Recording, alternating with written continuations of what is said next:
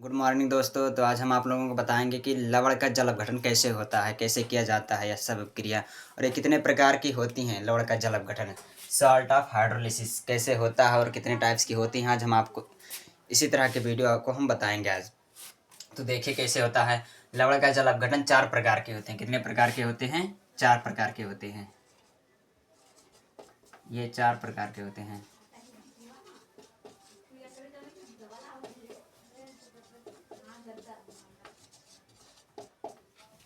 जो लवण का जल अपघटन होता है वो 4 टाइप्स का होता है। पहला होता है strong acid and strong base. Strong acid plus strong base. पहला होता है स्ट्रॉन्ग एसिड यानी कि मजबूत एसिड, प्रबल एसिड, प्रबल अम्ल। स्ट्रॉन्ग एसिड एस ए यानी कि एस का मतलब स्ट्रॉन्ग, ए का मतलब एसिड। स्ट्रॉन्ग यानी कि मजबूत, प्रबल, एसिड माने अम्ल होता है। इतना तो आपको पता ही होगा। तो strong acid plus strong base यानी कि प्रबल अम्ल तथा प्रबल क्षार। प्रबल अम्ल तथा प्रबल क्षार आपस में अभिक्रिया करते हैं। प्रबल अम्ल तथा प्रबल क्षार तो लवण बनाते हैं। क्या बनाते हैं? लवण बनाते हैं। लवण का हाइड्रोलिसिस होता है इससे। जब प्रबल अम्ल तथा प्रबल क्षार, ये 4 प्रकार की हाइड्रोलिसिस होती हैं, ये दोनों आपस में अभिक्रिया करती हैं। तो ये दोनों जब आपस में अभिक्रिया करेंगे, रिएक्शन करेंगे, तो लवण बनाएगा। क्या बनाएगा? लवण प्लस जल बनाएगा। लवण प्लस जल बनाएगा। तो इसी प्रकार से इनका हाइड्रोलिसिस होगा। और ये तो पहला था। दूसरा होता है एक strong acid plus weak base, है ना। Strong acid and weak base. Strong acid and weak base होता है। और तीसरा होता है weak acid plus strong base. और एक चौथा होता है, दोनों वीक होता है, weak acid plus weak base. यानी कि इसका कहने का मतलब है प्रबल अम्ल प्लस प्रबल क्षार मिलकर लवण प्लस जल बनाएंगे। प्रबल अम्ल तथा दुर्बल क्षार मिलकर अम्ल बनाएंगे, लवण प्लस अम्ल बनाएंगे। और दुर्बल अम्ल तथा स्ट्रॉन्ग बेस यानी कि प्रबल बेस क्षार मिलकर लवण प्लस जल बनाएंगे। और दुर्बल एसिड, दुर्बल अम्ल तथा दुर्बल क्षार मिलकर भी यही बनाएंगे, लवण प्लस जल। तो इसी तरीके से इनका हाइड्रोलिसिस होता है। तो आइए एक एक करके हम आपको बताएंगे। पहले बताएंगे strong acid and strong base का हाइड्रोलिसिस कैसे होता है, और इसकी सारी प्रक्रिया को आज हम आपको बताएंगे कैसे कि ये कैसे होता है। देखिए भी तीनों मिटा दे रहे हैं, लेकिन इसका हाइड्रोलिसिस नहीं होता है, इसका नो हाइड्रोलिसिस होता है। इसका नो हाइड्रोलिसिस होता है यानी कि इसका जल अपघटन नहीं होता है। ये जो strong base and strong acid है, इसका लवण प्लस जल तो बनता है, बट इसका हाइड्रोलिसिस नहीं होता है, इस जल अपघटन में नहीं टूटता है। इसका हाइड्रोलिसिस क्रिया नहीं हो पाती, पूरी संपन्न नहीं होती है। देखिए कैसे। पहले हम लेते हैं स्ट्रॉन्ग एसिड। कोई एक स्ट्रॉन्ग एसिड लेते हैं, कोई प्रबल अम्ल। तो प्रबल अम्ल लीजिए, कोई एक प्रबल अम्ल लेते हैं H2SO4। H2SO4 हमने लिया प्रबल अम्ल, प्लस लगा दिए। अब स्ट्रॉन्ग बेस लेना है, कोई स्ट्रॉन्ग बेस लेते हैं। तो NaOH एक स्ट्रॉन्ग बेस है, तो NaOH को हमने ले लिया। अब इन दोनों के बीच में रिएक्शन होगा। क्या होगा? रिएक्शन होगा इन दोनों के बीच में। जब इन दोनों के बीच में रिएक्शन होगा, तब यहाँ हमें मिलेगा NaSO4 sodium sulphide plus H2O जल। देखो हमने क्या कहा था कि strong acid plus strong base आपस में मिलकर लवण प्लस जल बनाएंगे। तो स्ट्रॉन्ग एसिड लिया, एक स्ट्रॉन्ग बेस लिया, और दोनों आपस में क्या एक लवण बनाइए। लवण है और एक जल है। H2O किसका सूत्र है? जल का सूत्र है। ध्यान रखना है इसमें। तो देखिए ये लवण प्लस जल में तो टूट गया, लेकिन इसका हाइड्रोलिसिस नहीं होता। आप देखो इसको लेंगे, अब इसकी क्रिया हम जल के साथ कराएंगे। किसके साथ? एक्वस सोल्यूशन में कराएंगे इसकी क्रिया। एक्वस सोल्यूशन में कराएंगे, जल के साथ इसकी क्रिया कराएंगे।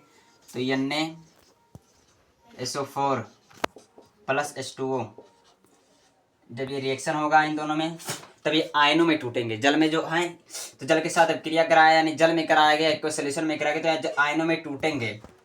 तो ये आयनों में टूटेंगे। किन किन आयनों में टूटेंगे? Na प्लस आयन में टूटे, प्लस SO4 प्लस आयन में टूटे प्लस सॉरी SO4 माइनस में टूटा और H plus OH minus ion में टूटा। अभी जो कैटायन है एनायन है ये सब अपने आयनों में टूटे हैं। तो देखिए इधर से हम सोडियम लेंगे और OH लेंगे, OH minus Na plus OH minus को लेंगे एक साथ। इनकी पहले देखो ऐसे इसको जल में इसको घुलाया गया तो ये आयनों में टूटेगा। ऐसे आयनों में टूट गया, एक एक आयन है ये सब, तो आयनों में टूट गया। तब इन्हीं आयनों को हम एक एक के साथ अब क्रिया कराएंगे। तो Na प्लस का OH के साथ कराएंगे, तो कराएंगे देखिए Na plus OH, Na plus OH minus. इसकी अब क्रिया जब हम करेंगे, इन दोनों की अब क्रिया जब हम करेंगे तो Na प्लस OH मिलकर क्या बनेंगे, NaOH बन गया। जब सोडियम प्लस OH की अब क्रिया हुई तो सोडियम हाइड्रोक्साइड बन गया, NaOH। तब सोडियम हाइड्रोक्साइड NaOH क्या है, एक प्रबल क्षार है ना, स्ट्रांग बेस है। NaOH एक स्ट्रांग बेस है। तो जो स्ट्रांग बेस होता है उसका जब स्ट्रांग रहता है तो आयनों में तो टूट जाएगा, इधर से तो आयनों में टूट जाएगा, लेकिन फिर से इधर से ये नहीं बनेगा। ये आयनों में टूटा है तो आयनों में टूटना ही रहना चाहेगा। तो इस तरह इसका हाइड्रोलिसिस नहीं हो पाएगा। तो जब कोई स्ट्रांग चीज़ है उसको आयनों में आप तोड़ेंगे इस तरह, तो इसको हाइड्रोलिसिस नहीं होगा, क्योंकि यहाँ इसका इस तरह होगा, इसी तरह होगा हाइड्रोलिसिस। तो यहाँ देखिए इस तरह बनने में 1% लगता है और 99% इस तरह बनने में। तो 1% में ज़्यादा पावर रहेगा, 99% में ज़्यादा पावर रहेगा। तो इस तरह ये प्रक्रिया इस तरह तो हो जाएगा, यह प्रक्रिया तो संपन्न हो जाएगा, बट ये प्रक्रिया संपन्न नहीं हो पाएगा। तो इस तरह इसका हाइड्रोलिसिस प्रक्रिया नहीं हो पाता है। अब देखते हैं दूसरे को लेते हैं। ये दोनों हमारे हो गए, अब ये दोनों बचे हैं तो इन दोनों को लेते हैं और देखिए कैसे होता है। SO4 minus plus H plus को लिए, है ना। जब इन दोनों की क्रिया आपस में हम कराएंगे तो इन दोनों का जब रिएक्शन होगा, इन दोनों का रिएक्शन होगा तो H2SO4 H है यहाँ पर SO4 माइनस है, तो इन दोनों का क्रिया होगा तो H2SO4 होगा। इन दोनों का रिएक्शन, ये दोनों आपस में रिएक्शन करेंगे तो H2SO4 बनाएंगे, प्लस में आ जाएगा।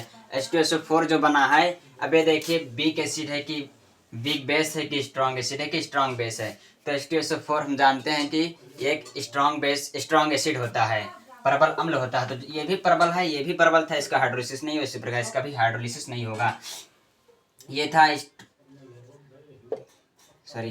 स्ट्रॉन्ग बेस था, ये स्ट्रॉन्ग बेस था, इसका भी हाइड्रोलिसिस नहीं होगा क्योंकि यहाँ स्ट्रॉन्ग लगा है।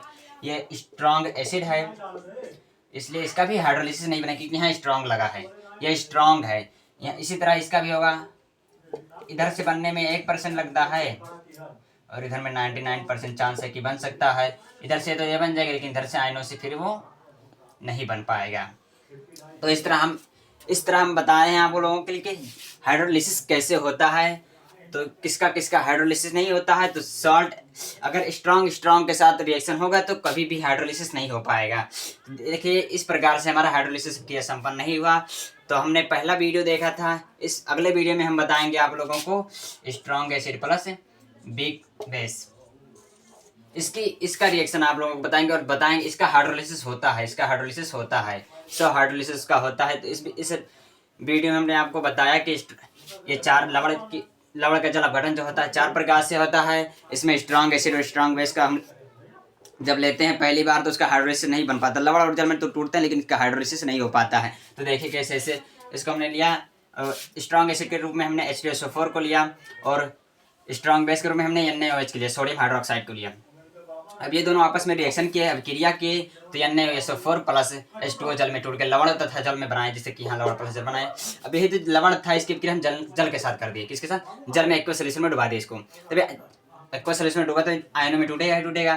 तो आयनों में जो टूटा था तो उन आयनों को हम एक साथ लिए, कीटान को कीटान के साथ, एनायन को एनायन के साथ लिए। तो Na को OH माइनस के साथ लिया, तो Na को OH माइनस के साथ लिया तो NaOH बनाया। तो यहाँ हमने देखा कि स्ट्रॉन्ग बेस बन गया। स्ट्रॉन्ग बेस का आयनों में टूट जाएगा लेकिन आयनों से फिर दोबारा नहीं बन पाएगा। तो इस तरह इसका हाइड्रोलिसिस नहीं होगा, इसका नो हाइड्रोलिसिस होगा, नो हाइड्रोलिसिस। तो इसका नो हाइड्रोलिसिस होगा। तब अब अगला बचा था SO4 minus plus H plus बनेगा बचा। तो SO4 माइनस H प्लस का हमने क्रिया कराया, तो ये भी strong acid, strong SO4 strong acid होता है, स्ट्रॉन्ग एसिड प्राप्त हुआ। तो इसका भी नो हाइड्रोलिसिस होता है ना, इसका भी नो हाइड्रोलिसिस होता है। तो इस तरह हमने जाना कि जब कहीं भी स्ट्रॉन्ग आ जाता है इस तरह यहाँ पर, तो उसका हाइड्रोलिसिस नहीं हो पाएगा, क्योंकि वहाँ आयनों में टूट तो जाएगा लेकिन आयनों से दोबारा नहीं बन पाएगा। तो इस वीडियो में हमने आपको बताया कि हाइड्रोलिसिस कैसे होता है। अगले वीडियो में हम बताएंगे आप लोगों को strong acid and weak base का हाइड्रोलिसिस कैसे होता है। और थैंक यू।